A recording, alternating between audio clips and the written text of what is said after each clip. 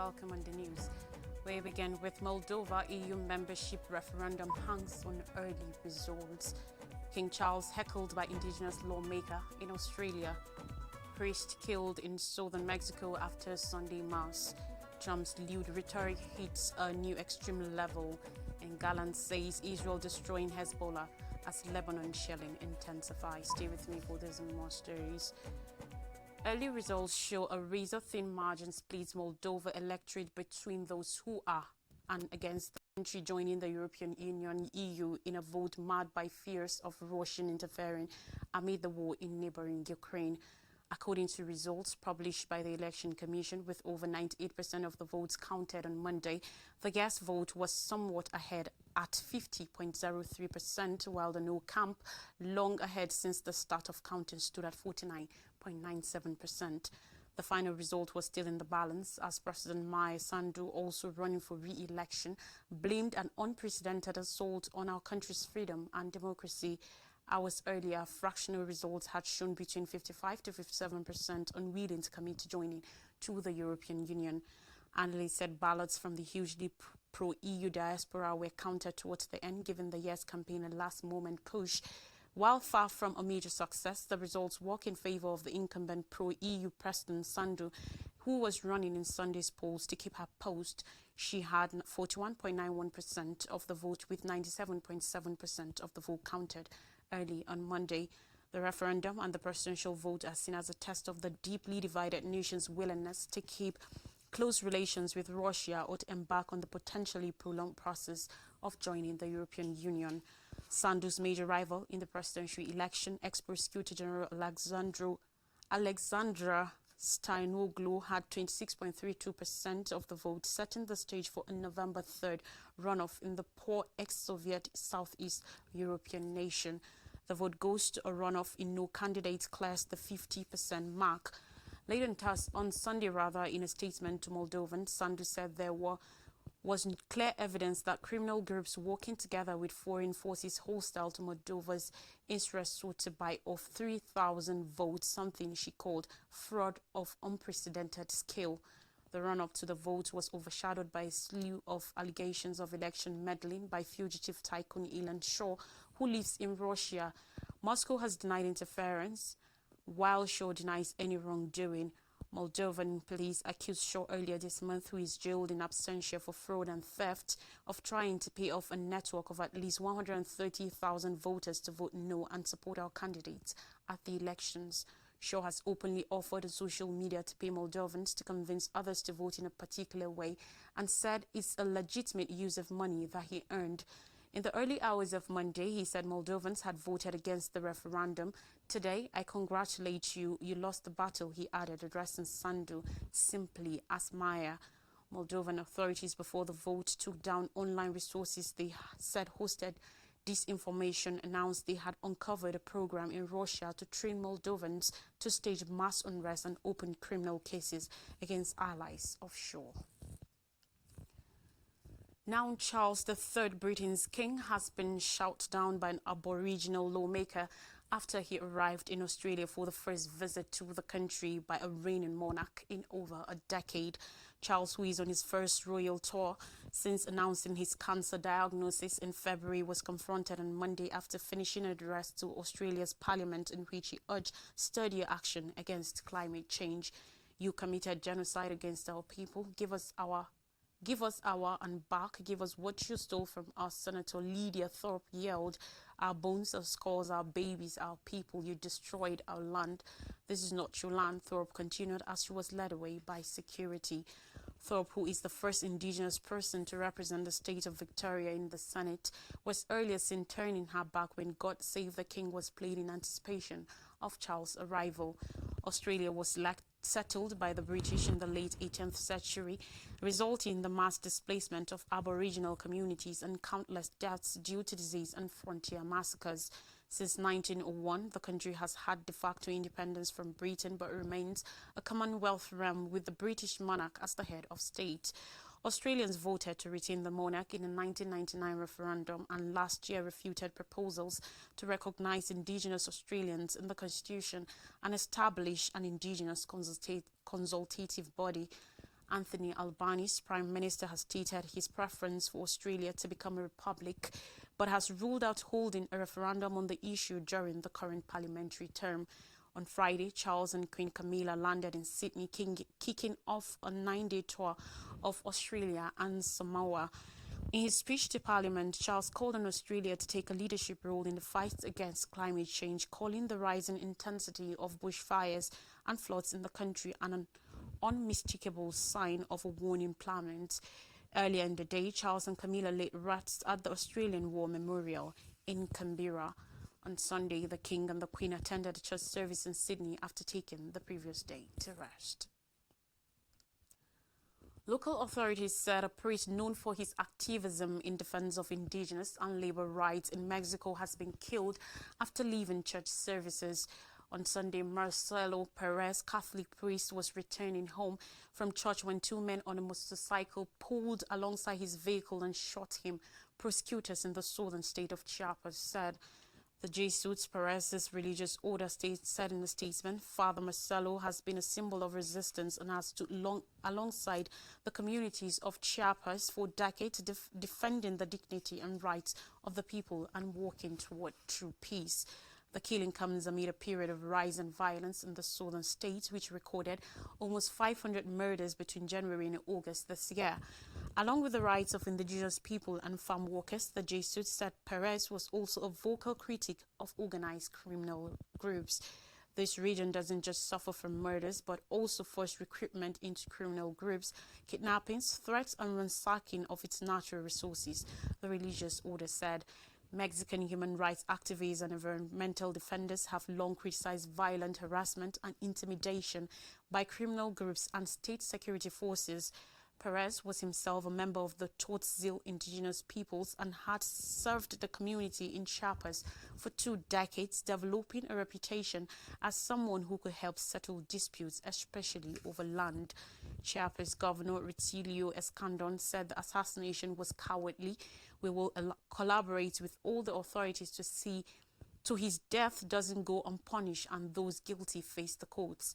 But in Mexico, accountability for murder is the exception rather than the rule, with around 95% of all homicides going unsolved. Rights activists and indigenous land defenders face high levels of violence and intimidation in Mexico. A 2023 Amnesty International report found that those groups face high levels of criminalization and persecution as part of a broader strategy of desensitizing and dismantling advocacy for land, territorial and environmental rights. The rights group also said Mexico ranks among the countries with the highest number of murders of environmental defenders. The United Nations Human Rights Office in Mexico on Sunday said several national and international organizations have publicly warned about the growing number of threats, attacks and acts of criminalization against Perez, the priest. It said those threats have intensified in recent years due to his tireless work in favor of justice and the rights of indigenous peoples. On U.S. 2024 election, even by his haywire standards, Donald Trump's newest rhetoric and behavior is unpredictable, autocratic and vulgar, and hints at 4 years of unpredictable leadership that may lie ahead if he's elected president in 15 days. Vice President Kamala Harris and top Democrats are seizing on the Republican nominee's strange antics to inject fresh urgency and a sharper focus into her campaign, arguing he demands the presidency and is deranged. As Trump cancels one-on-one interviews and piles up odd public appearances, Democrats are suggesting that he is unstable and showing cognitive decline, using the same critic he once used against President Joe Biden. This weekend, the ex-president described Harris as a shit vice president, opened the rally with a rambling and explicit story about late golfing legend Arnold Palmer's anatomy, and justified his earlier threat to use the military on enemies from within, even as House Speaker Mike Johnson insisted in an interview that Trump meant nothing of the sort. Trump seemed to validate Harris's message that he's an unserious man who poses extremely serious consequences if he is returned to the White House, as both campaigns chase the last undecided voters in an agonizingly close race that could be decided by tens of thousands of votes in a few swing states. Yet, Trump's years of trashing expectations of presidential behavior have seemed to offer him a kind of immunity from the ramifications of what will be career-ending actions for most other politicians. The twice impeached, once convicted ex-president's outlandish displays only underscores his anti-establishment authenticity for millions of Americans who adore him. His alarming behavior may look to some like a candidacy melting down when the pressure is at its most extreme, but the election may be decided by other factors. With polls that locked, Trump's behavior hasn't yet disqualified him, and he consistently leads surveys when voters are asked who they most trust to manage high prices of housing and groceries and to handle immigration. The White House failed to neutralize both these issues politically, paving the way for their potency in the 2024 campaign. Officials repeatedly insisted that rising inflation early in the Biden term was transitory and that the economy was healthy even when millions of Americans were hurting. Similarly, administration spokespeople were long reluctant to consider rising numbers of border crossing as a crisis, even though the asylum system was overwhelmed. Migrant crossings and inflation have both fallen considerably from their peaks, but the political damage may have been done, and Trump's voters still regard him as a vessel for their frustration with a political and economic system they believe has poorly served them. Meanwhile, on Israel-Hezbollah war, the Israeli military has struck the southern suburbs of Lebanon's capital, Beirut, and has bombarded southern Lebanon as Israeli Defense Minister Yoav Gallant claimed the army was destroying the Lebanese armed group Hezbollah. Reports from Lebanon on Sunday said Israel strikes on Dahiyeh, a southern suburb of Beirut, hit a residential building in the Haret Reik neighborhood near a mosque and a hospital. The Israeli military said that it hit the command center of Hezbollah's intelligence headquarters and an underground weapons facility in Beirut, and that it killed 3 Hezbollah fighters in other attacks. On Sunday, Israel also cautioned that it was planning to aim what it called Hezbollah's financing arm, Al-Qad al-Hassan, with air attacks on part of its war with the group, which has intensified majorly since September and led to the killing of the Iran-backed group's leader, Hassan Nasrallah. The Israeli military told people living close to sites belonging to Al-Qad al-Hassan, a bank with branches across the country in Beirut and elsewhere, to leave. That came after Gallant told troops on Sunday that the army was ramping up its attacks on Hezbollah. He said they were not only defeating the enemy Hezbollah, but we are destroying them in all the villages along the border, in the places that Hezbollah plan to use as launch pads for attacks against Israel. According to reports from Hasbaya in southern Lebanon, the people living in the targeted building had no place to go. More stories now, and in African scenes, Sudan, as conflict intensifies, free kitchens struggle. Over half of the population in Sudan, some 25.6 million people, are in the high levels of acute hunger or worse, according to United Nations data. Free kitchens or takias in war-ravaged Sudan are now experiencing shortage of funds and supplies as fighting continues to rage around the capital, Khartoum. The protracted conflict between the Sudanese army and its rival, the Rapid Support Forces paramilitary group, has lasted for over a year. It has stoked extreme damage to the agricultural production, one of the country's pillar industries, resulting in a continued deterioration of the food security situation. The capital, Khartoum, and its surrounding cities of North Khartoum and Omdurman are at the epicenter of the conflict now, with around 5 million residents stuck in the war zone. Most of those people have lost sources of income, but the prices of food and daily necessities have surged several times higher than before the conflict. In addition to fleeing from air raids, shelling and gun battles, people are also facing difficulties such as water and power outages, as well as food shortage. In desperation, some Sudanese have set up takias to provide free food to families who have run out of money and can't feed themselves. The term takia originated from the Arabic word mutaka. In Sudan, it refers to a place where people perform religious rituals such as memorization of the Holy Quran by religious students, while also serving as a sanctuary for the impoverished and needy, providing them with access to food and refuge. More than 350 takias have been set up so far in the capital and its surrounding cities, helping about 500,000 families in this area. These takias are generally very simple and set up in residents' homes. Nearby residents will come early to line up and wait for getting food ahead of meal times. Evacuations in northern Nairobi as seven-story building collapses. Kenyan capital, residents of a seven-story apartment building escaped the worst. Shocking footage showed the apartment block in Kahawa West reduced to rubble after it suddenly collapsed. In a statement, Johnson Sakaja, Nairobi governor, said the households in the impacted building had been issued an evacuation notice last week by the county planning department. On Sunday, the Kenya Red Cross said 2 people have been rescued and taken to Kenyatta University Teaching, Referral and Research Hospital. 2 adjacent buildings have exhibited signs of structural failures and tenants have been evacuated. A search and rescue mission are still underway. Although the edifice had been condemned and tenants ordered to vacate, it is feared that some may not have found an alternative place and might have been still inside. The National Construction Authority in a statement said the building owner was directed to provide a structural integrity report, but the structure collapsed before this was even done. Reports suggest the Nairobi County Urban Planning Department is at fault. Housing is in high demand in Nairobi, and scrupulous developers often bypass regulations, leading to a history of building collapses in the Kenyan capital, Nairobi. We take a quick break, and when we come back, more stories, particularly from Nigeria. Please stay with us.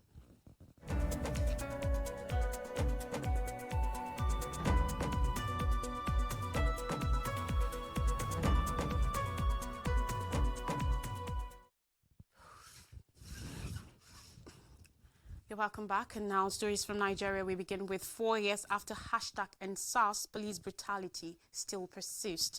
Human rights organizations and other stakeholders have kicked against police brutality in the country, expressing that 4 years after the end of the #EndSARS protest, the unpleasant practices have not stopped. A human rights organization, Amnesty International, speaking on behalf of the groups, condemned the arrest of the #EndSARS memorial protesters. Also, a human rights lawyer, Deji Adeyanju, speaking on behalf of human rights group, said all Nigerians must rise to ensure this assault does not continue. According to reports, the memorial was to remember those who lost their lives during the #EndSARS protests against police brutality in October 2020. The youths were said to have assembled at the toll gate at about 8:30 a.m. with numerous banners and placards. They demanded the full implementation of the report submitted by various judicial panels of inquiry set up after the 2020 protests. But responding to the attack on protesters, Amnesty International described the action by the Lagos State Police Command as unacceptable. Amnesty International, in a statement, said the protesters assembled at the Lekki toll gate area for a memorial rally before armed police officers resisted them. According to reports, the policemen subsequently shot tear gas canisters to disperse the protesters. Defiantly, another group of activists arrived at the toll gate moments later to continue the memorial work.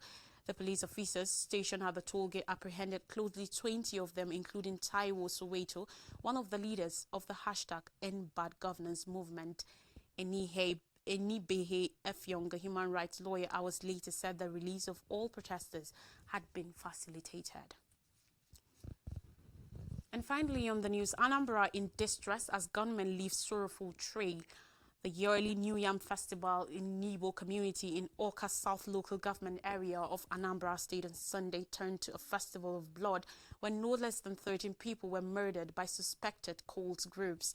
The suspects were said to have invaded a drinking bar close to Oye Nwochichi Market by Nibo Old Maternity near the venue of the New Yam Festival and opened fire on the people having phoned there, killing about 8 persons instantly before proceeding to another locality close to Eke Nibo Market where they also recorded some casualties.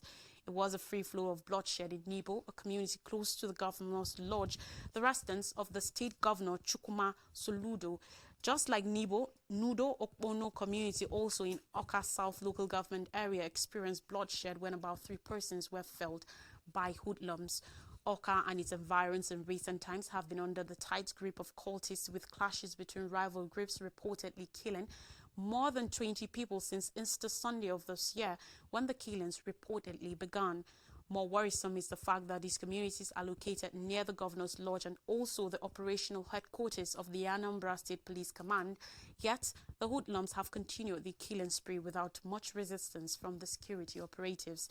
Anambra State prides itself as the light of the nation, but operations of hoodlums in the state seem to have dim light as they wreak havoc persistently.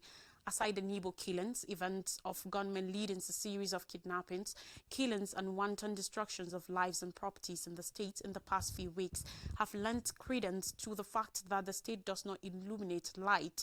The hoodlums have continued to paint gloomy pictures of fear and panic on residents across the state. Despite efforts and interventions by security agents and the state government, the hoodlums have continued to grow in notoriety, particularly in border communities and hinterlands where their nefarious activities have halted economic and commercial activities as well as inhibiting the living conditions of residents.